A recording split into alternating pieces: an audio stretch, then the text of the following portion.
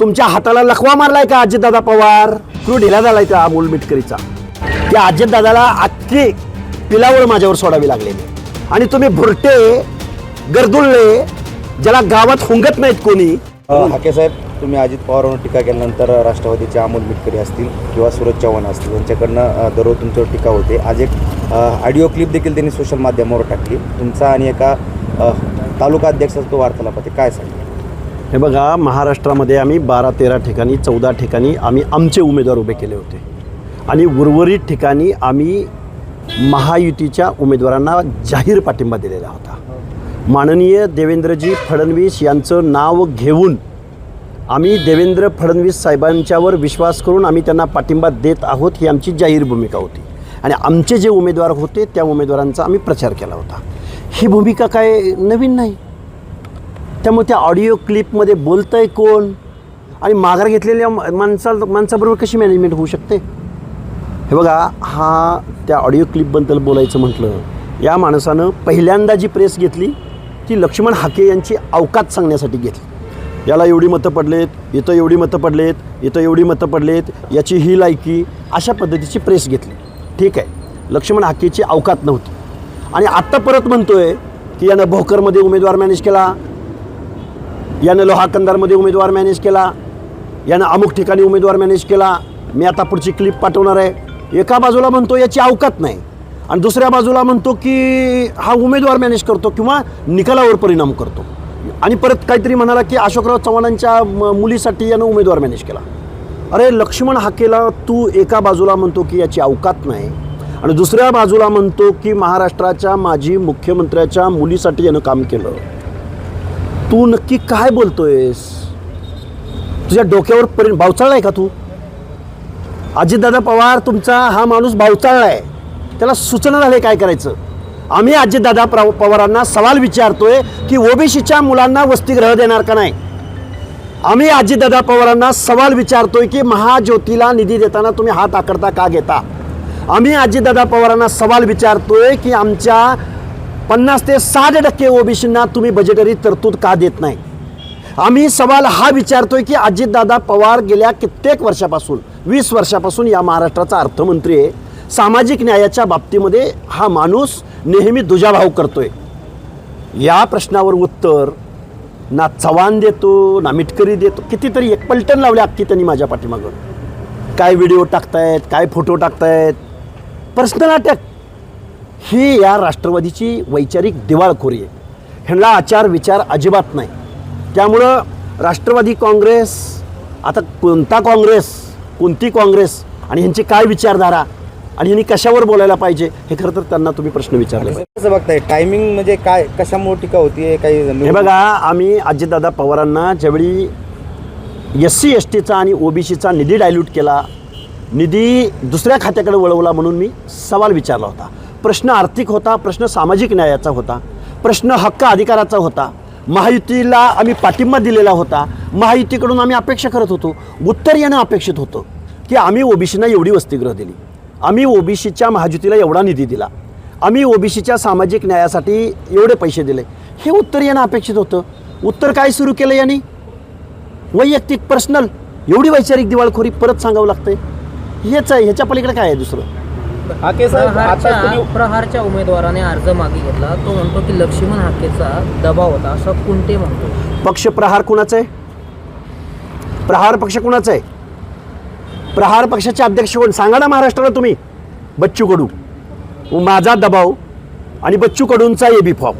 माझा दबाव त्या उमेदवाराने घ्यायचं कारण काय? कुठल्याही घटनेला लक्ष्मण हाकेचं नाव.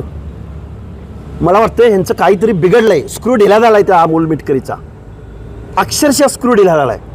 एका बाजूला म्हणतो याची लायकी नाही, दुसऱ्या बाजूला म्हणतो की उमेदवार. अरे उमेदवार. त्यामुळं कुछ तो दया दाल में काला है, गडबड आहे. त्या अजितदादाला अख्खी पिलावळ माझ्यावर सोडावी लागलेली आहे. म्हणजे तुम्ही 7 नोव्हेंबरला ज्यावेळी लोहामध्ये गेले होते त्यावेळी तुमच्यासोबत फुटलेला उमेदवार होता असा कुंटे यांनी दावा केला. फुटलेला उमेदवार म्हणजे काय? ज्यांनी अर्ज माघारी घेतला होता तो त्यानंतर अनेक कार्यक्रमामध्ये तुमच्या. हे बघा, माझे 12-13 उमेदवार सोडले तर सगळ्या ठिकाणी मी महायुतीला जाहीर पाठिंबा दिला होता. मी काय बोलतोय परत एकदा महाराष्ट्रासमोर, माझे 12-13 उमेदवार, अहमदपूरचा उमेदवार, माजलगावचा उमेदवार, गेवराईचा उमेदवार, आमच्या घनसावंगीचे, आमच्या खटकेताई गेवराईचे उमेदवार प्रियंकाताई खेडकर, आमचे भूमपरांड्याचे प्रवीण रणबागुल, तुळजापूरच्या उमेदवार सोनटक्के मॅडम, हे आमचे उमेदवार होते. आम्ही प्रचार करत होतो. बाकीच्या ठिकाणी आम्ही महायुतीला पाठिंबाच दिलाय ना. आणि अमोल मिटकरी महायुतीला पाठिंबा दिला म्हणजे तुला अडचण झाली का? आम्ही देवेंद्र फडणवीस साहेबांना पाठिंबा दिला, महायुतीला पाठिंबा दिला, तू स्वागत करायला पाहिजे. तू विरोध करतोयस, तू नक्की विरोधात आहेस का महायुतीच्या बाजूला आहेस? तुझी नक्की अडचण काय? तुम्ही आताच सारथीला देखील निधी दिला जात नाही. सारथीच्या PhD करणाऱ्या विद्यार्थ्यांनी औरंगाबादला आंदोलन केले आणि त्यांनी अजित पवारांवर मराठा विरोधी असल्याची टीका केली आहे. हे बघा, सगळं ऑनलाईन तुम्हाला हे रेकॉर्ड बघायला भेटेल. सारथीची टोलेजंग इमारत पुण्यात उभी राहिली, प्राईम लोकेशनला खूप महत्त्वाच्या ठिकाणी उभी राहिली पाहिजे. पण महाज्योतीला ऑफिस भेटत नाही. महाज्योतीच्या पोरांना स्टायपेंड देत असताना, OBCच्या पोरांना PhDचा स्टायपेंड देत असताना सुद्धा त्याचा निधी कमी आहे, त्याचा फरक दिला जात नाही. महाज्योतीच्या अनेक योजना, अनेक स्कॉलरशिप अशा आहेत की बजेटरी तरतूद होत नाही. अण्णासाहेब पाटील महामंडळाला हजारो कोटी रुपये दिले जातात, त्याचं व्याज महाराष्ट्र शासन भरतं. पण OBCच्या वसंतराव नाईक महामंडळाला, अहिल्यादेवी होळकर महामंडळाला आणि परत विजयंतीच्या 8 महामंडळांना 1 रुपयाचा निधी हाच अजितदादा पवार नावाचा अर्थमंत्री देत नाही. बलुत्या आलुत्याची महामंडळं आहेत, त्यांना पैसे मिळत नाहीत. बिनव्याजीची कर्ज अण्णासाहेब पाटील महामंडळाच्या माध्यमातून दिली पाहिजेत. पण आम्हाला दुजाभाव का? आमच्या बाबतीमध्ये निर्णय घेताना, निधी देताना तुमच्या हाताला लखवा मारलाय का अजितदादा पवार? काय नक्की प्रॉब्लेम आहे तुमचा? तुम्ही आर्थिक नियोजनासाठी तुम्ही काम करताय उपमुख्यमंत्री पदावर. गावगाड्यातला जो शोषित आहे, वंचित आहे, पीडित आहे, ज्याच्या लेकरा बाळांना शिक्षण घेता येत नाही, त्या लोकांना आम्ही स्कॉलरशिप मागतोय. आणि तुम्ही भुरटे, गर्दुल्ले, ज्याला गावात हुंगत नाहीत कोणी, अशी माणसं माझ्यावर सोडताय तुम्ही. एका बाजूला म्हणताय ह्याला कोण ओळखत नाही, ह्याची अवकात नाही, आणि दुसऱ्या बाजूला म्हणताय यानं उमेदवार उभे केले, उमेदवार मागे घेतले. अरे नक्की चाललंय काय तुमचं? मी जे प्रश्न उपस्थित केले त्या प्रश्नाची उत्तरं दादा तुमच्या कार्यकर्त्यांनी आम्हाला दिली पाहिजेत. करतोय हनुमंत धायगुडे नाव आहे त्यांचं. असं म्हणणं आहे तरुणाचं की लक्ष्मण हाके यांनी OBC समाजाला फसवण्याचं काम केलं. त्याच्याकडून विचारा ना काय फसवलंय. सूरज चव्हाणांनी ट्विट केलंय, लक्ष्मण हाकेम हे धनगर समाज आणि OBC समाजाला कलंक लागलाय. माझा समाज आणि OBC समाज ठरवेल. चव्हाण कुठल्या जिल्ह्यात, कुठल्या तालुक्यात, तू पण ये समोर. आणि तुला कोण कुत्री तरी ओळखतात का गावातली भटकती फिरणारी? तू कुठल्या प्रश्नावर भांडलास रे? सांग ना. कोण आमचा OBC समाज, माझा धनगर समाज, मी कलंक आहे का काय आहे ते ठरवेल ना. तुझ्या सर्टिफिकेटची मला काय गरज आहे? मी गावगाड्यामध्ये फिरतो, मी 18 पगड जातीच्या प्रश्नावर बोलतो, मी बजेटवर बोललोय, मी महाज्योतीवर बोललोय, मी आर्थिक विकास महामंडळाच्या निधीवर बोललोय. त्याच्यावर उत्तर दे. तुझी अवकात आहे ना? पर्सनल काय बोलतो? ये चल, मी जे प्रश्न उपस्थित केलेत त्या प्रश्नाची उत्तर दे. 1% पलीकडं या फुले शाहू आंबेडकरांच्या महाराष्ट्रामध्ये OBCंना बजेट दिलं जात नाही. हा माझा सवाल आहे. अजितदादा पवार, तुमची कुवत आणि तुम्ही OBCच्या बाबतीत कसं काय द्यावं या प्रश्नाचं उत्तर. तुम्ही दुसऱ्याच्या रिचार्जवर चालणारे आहात असं सुद्धा ते चव्हाण म्हणतात. अजितदादा पवार कुणाच्या रिचार्जवर चालतो? काकांच्या ना, माननीय शरदचंद्रजी पवारांच्या रिचार्जवर अजितदादा पवार चालतात ना. आजपर्यंत चालले ना, आता पंख फुटले त्यांना.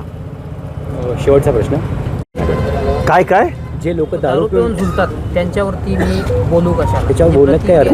कोण दारू पिऊन झुलतात? म्हणजे अप्रत्यक्ष तुमचं नाव न घेता त्यांनी तुम्हाला टोला मारला. सुनील तटकरे. या महाराष्ट्रामध्ये जे वायनरीचं दारूचं उत्पादन आहे ना, ते भारत देशातल्या वायनरीच्या दारूच्या उत्पादनापैकी 80% उत्पादन महाराष्ट्रात होतं. आणि ते दारूचं उत्पादन कोण करतात तर सुनील तटकरेच्या पक्षाचे कारखानदार, भांडवलदार मंडळी करतात. 80% भारतातल्या 80% दारूचं उत्पादन. त्यामुळं माझी या महाराष्ट्राच्या उत्पादन शुल्क मंत्र्यांना माझी विनंती आहे की तुम्ही महाराष्ट्र दारूतून मिळणाऱ्या टॅक्सवर चालवू नका. हा माझा सवाल आहे त्यांना. तुम्ही कारखाने काढता, दारू विकता आणि तुम्ही एखाद्या माणसावर जाऊ द्या ते तटकरे. मी जर बोललो तर अमोल मिटकरीच्या अंगावर कपडे सुद्धा राहणार नाही असं तुम्ही म्हणालात. नेमकं हा धमकी आहे का अमोल मिटकरींना इशारा आहे? अमोल मिटकरी नावाच्या वरिष्ठ सभागृहात अजितदादांनी त्याला संधी दिल्या. या माकडाला काय संधी दिल्या? वरिष्ठ सभागृहात या माकडाला संधी दिल्या. त्यानं सुरुवात करताना अशी केली की ह्याच्या गाडीचा नंबर YZ ठेवा.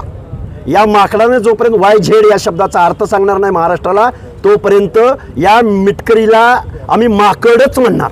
एक शेवटचा प्रश्न. अमोल मिटकरी असंही म्हणतात की लक्ष्मण हाके हे तोडीपाणी नेते. मी तोडपाणी करतो एका वाटीमध्ये. अजितदादा पवार तोडपाणी करतात समुद्रामध्ये.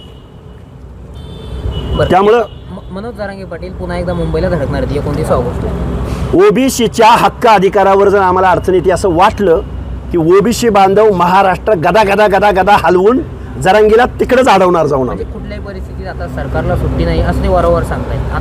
आम्ही आमच्या हक्क अधिकारावर जर कोणी चॅलेंज केलं तर आम्ही कुणालाच सोडणार नाही, मग सरकार असो किंवा जरांगी असो. थँक्यू. एबीपी माझा, उघडा डोळे बघा नीट.